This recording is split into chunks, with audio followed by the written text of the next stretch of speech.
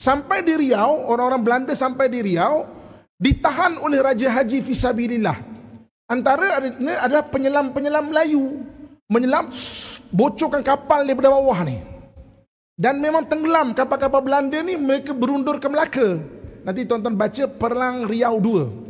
Dikejar oleh Raja Haji Fisabilillah. Dikepung Kota Melaka tu dengan nyawa-nyawa ikan. Kalaulah tidak ada pengkhianat yang bagi tahu kepada Sunda Kelapa ataupun Batavia,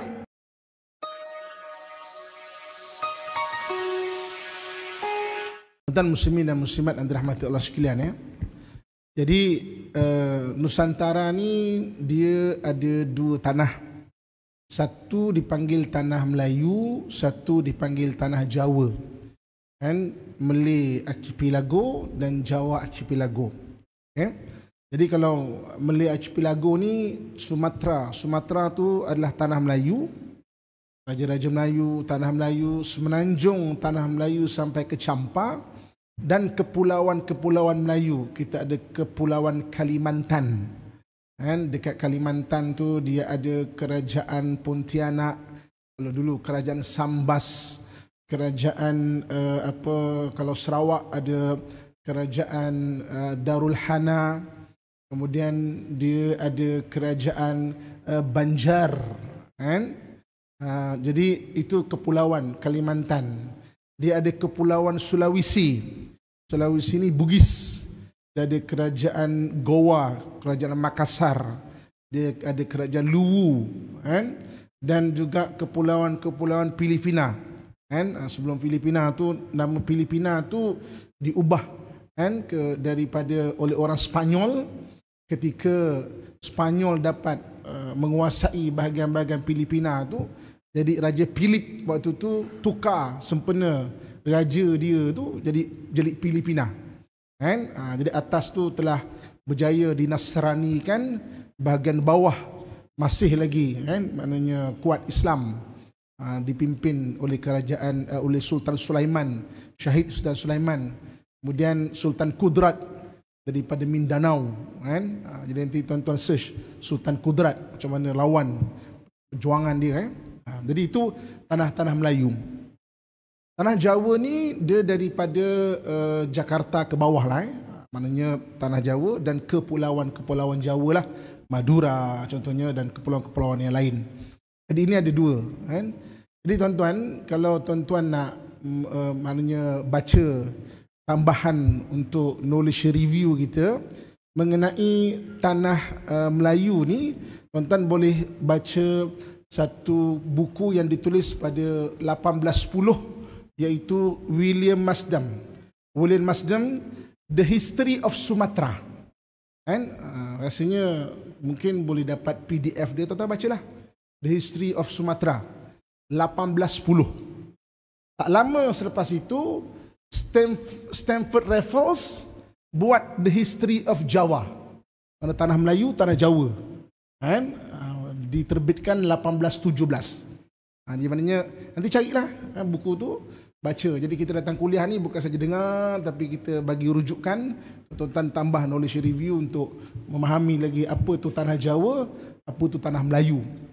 Kemudian kita semua tahu bahawa saya dah ceritakan bahawa kemudian penjajah Belanda dia pandai-pandai buat perjanjian Anglo-Dutch pada 1824, bagikan tanah Melayu di Sumatera dan kepulauan-kepulauan Melayu Belanda punya. Singapura ke atas British punya. Suka-suka dia. Suka-suka dia bagikan. Dan bila berlalu masa kemerdekaan dan sebagainya, itulah terpecah.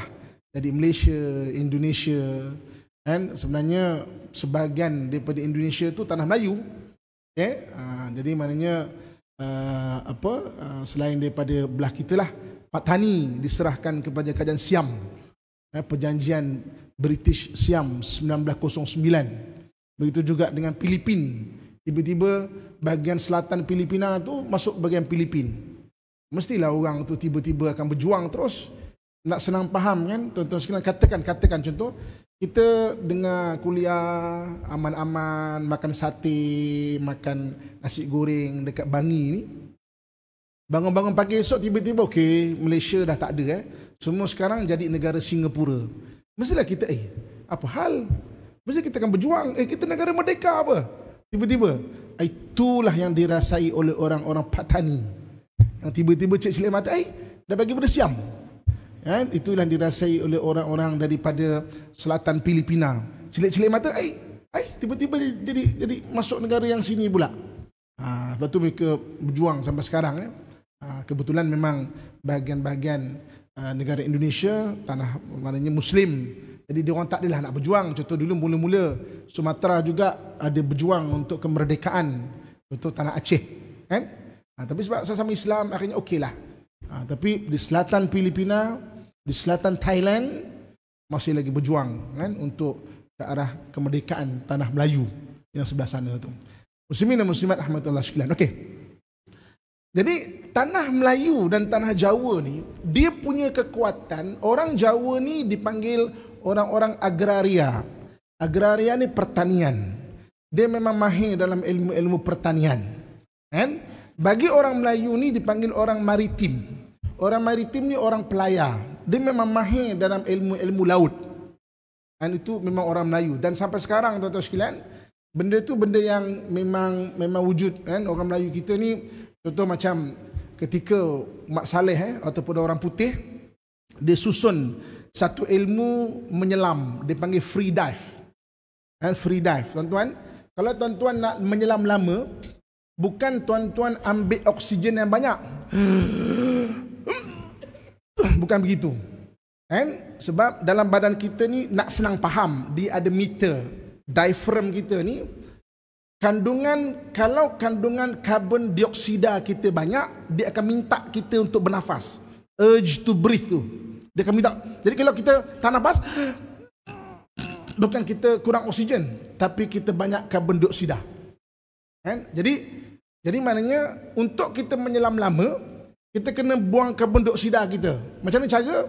Dalam 2 minit, tuan-tuan ambil nafas 3 saat, buang sekali ganda 6 saat. Ambil 3 saat, buang 6 saat sekali ganda.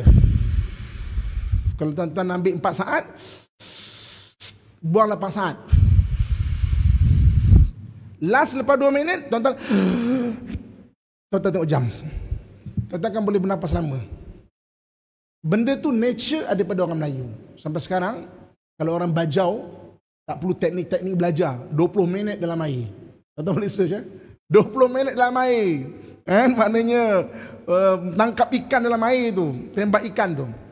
Jadi benda ni nature ada pada orang Melayu. Mak Saleh terpaksa susun ilmu tu. Dia panggil free dive. Jadi tak payah buat dekat dalam air. Nanti tuan-tuan sebelum tidur boleh cuba buat. Mula-mula ambil nafas tu 40 saat. Okey, buang. Kemudian cuba tengok berapa minit. 2 minit senang-senang je. Nanti bawa kat rumah jangan bawa kat sini. Ni tengah belajar Jadi orang Melayu terkenal dengan orang maritim. Memang ilmu belayar, ilmu air ni memang nature inborn. Orang Melayu memang ada. Lepas tu kalau kita tengok Perang Riau II. Perang Riau II ni Belanda kejar Raja Melayu. Atas nasihat pembesar-pembesar, Raja Melayu yang berada di Johor berundur ke Kepulauan Riau. Kalau sekarang ni mana Singapura ke atas Batam tu lah, Tanjung Pinang. Kemudian Belanda asak sebab Raja Melayu raja yang tak mengalah tau. Sultan Hasanuddin buat perjanjian menyerah dengan Belanda. Sultan Hasanuddin ni Goa ataupun Makassar. Ni bukan Goa India tu, Goa Makassar. Maknanya, jadi pahlawan-pahlawan Bugis waktu tu macam rasa kecil hati. Dia sudut apa? Kita kuat lagi, kenapa Sultan kita menyerah? Sebab itu pahlawan-pahlawan Bugis mencari mana raja yang tidak menyerah. Antaranya Raja Melayu. Sebab itu mereka datang kemari tu, antaranya sebab nak lawan Belanda tu. Jadi Raja Melayu kita berundur di Kepulauan Riau. Kemudian diasak oleh Belanda, berundur ke Kepulauan Lingga. Lingga atas lagi tuan-tuan sekalian. Sampai di Riau, orang-orang Belanda sampai di Riau, ditahan oleh Raja Haji Fisabilillah. Antara adalah penyelam-penyelam Melayu. menyelam, bocorkan kapal daripada bawah ni. Dan memang tenggelam kapal-kapal Belanda ni, mereka berundur ke Melaka. Nanti tuan-tuan baca Perang Riau II. Dikejar oleh Raja Haji Fisabilillah. Kan? Dikepung Kota Melaka tu dengan nyawa-nyawa ikan. Kalaulah tidak ada pengkhianat yang bagi tahu kepada Sunda Kelapa ataupun Batavia atau sekarang Jakarta, tempat tempat Belanda, maka Melaka tu dapat diambil dah pada Perang Riau II. Tapi kemudian Belanda datang, dapat bantuan, Belanda datang pada pagi, ambush Raja Haji Fisabilillah, syahid di Teluk Ketapang dekat Melaka, tuan-tuan sekalian. Jadi nak ceritanya, penyelam-penyelam Melayu ni memang sampai sekarang pun dikagumi oleh orang putih. Maksudnya sebab tu kita walaupun tak belajar berenang, anak-anak kita mungkin tak belajar berenang, tuan-tuan ajar sikit saja. Sebab inborn kita memang orang maritim, kita memang orang air. Walaupun saya berenang tak pandai pun Ustaz, tapi sebenarnya inborn dia ada. Tuan-tuan twist sikit memang boleh. Tuan-tuan kalau yang dah dewasa-dewasa ni, otot sini dah kuat, berapa jam je, saya ingat 2, 3 jam, 4 jam boleh dah. Maknanya untuk berenang tu. Janganlah mula berenang kat kolam dalam terus. Anxiety lah kita. Kau cetek-cetek dulu. Jadi orang Melayu memang terkenal orang maritim. Orang Jawa terkenal orang agraria, orang pertanian. Sebab tu bangsa Melayu ni kita jumpa di mana-mana tempat. Dia punya perantauan tu sampai ke Madagaskar. Saya dah cerita pada kelas yang lepas. Tuan-tuan type orang Merina. Orang Merina orang asal daripada tempat kita. Dekat Madagaskar tu sebahagian besar penduduk dia orang Merina. Orang Melayu kita, tuan-tuan sekalian. Orang Merina. Boleh sampai ke pulau-kepulauan, sampai ke Hawaii dan sebagainya. Jadi mana sebab kita orang maritim. Kita memang orang belayar. Okey?